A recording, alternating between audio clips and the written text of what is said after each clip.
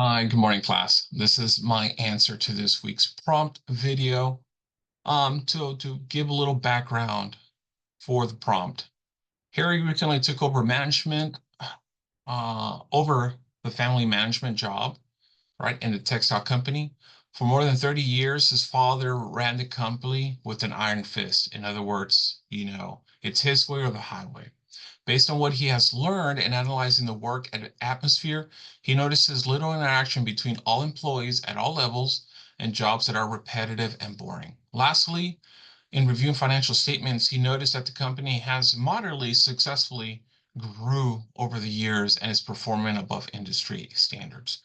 So the questions ask, should Harry change the company's management philosophy and structure? If so, how?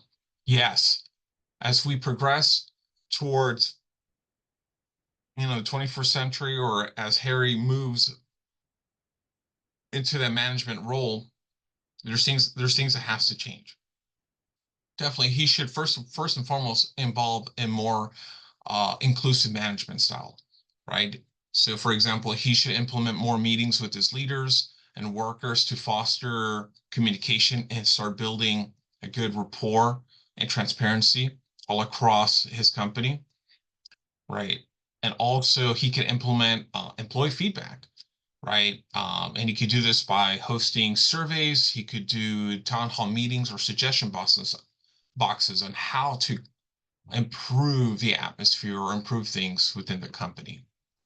What risks does Harry run if he does not make any changes? Right? One of the biggest things, since I'm sure a lot of employees are not happy, is there's already a low morale, is high turnover, right? What does that mean? And the consequence is increased costs for recruitment, right? And if your seasoned employees leave, it disrupts operations. Also, employees can unionize and request several changes of their benefits, which means that it could completely halt production until all talks are finalized or negotiated.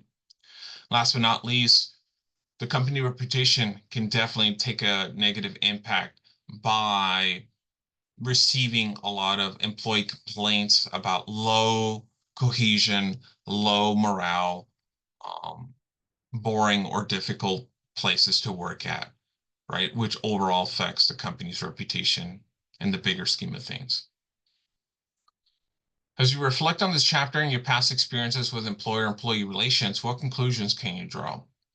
I definitely do believe that establishing good communication, doing no kidding follow-up practices on saying, hey, I'm gonna make sure I follow up with you on how this is going, or do an after action meeting of what was supposed to happen to talk about what happened, are all key indicators to build, number one, trust, to build continuity, and to build good relationships with your workers, right? Because if you don't, the one thing that I do see all the time that is the number one thing that causes friction within a workplace is poor communication, right? Which causes misunderstandings, friction points, things that could have easily been handled if simply, a group or an individuals or an organization could sit down and talk about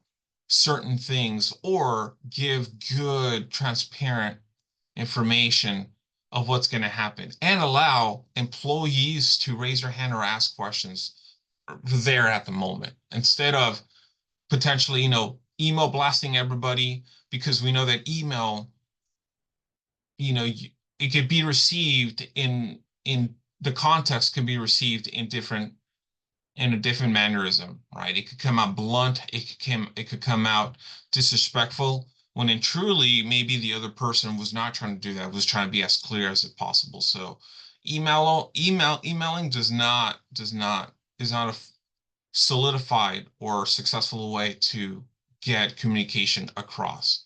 Definitely the interpersonal communication is the best way to make sure that you establish good communication. Describe at least one way in which you can apply what you have learned about employee-employee relations. As I said, from learning this content, but also having lived it in different experiences where I had good communicators, bad communicators, as an employee, as a mid-level supervisor, and then as a manager.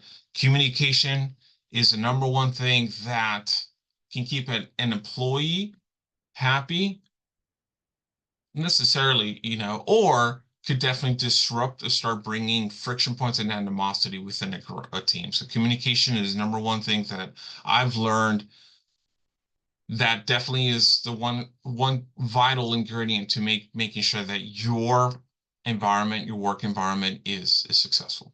All right, thank you, class.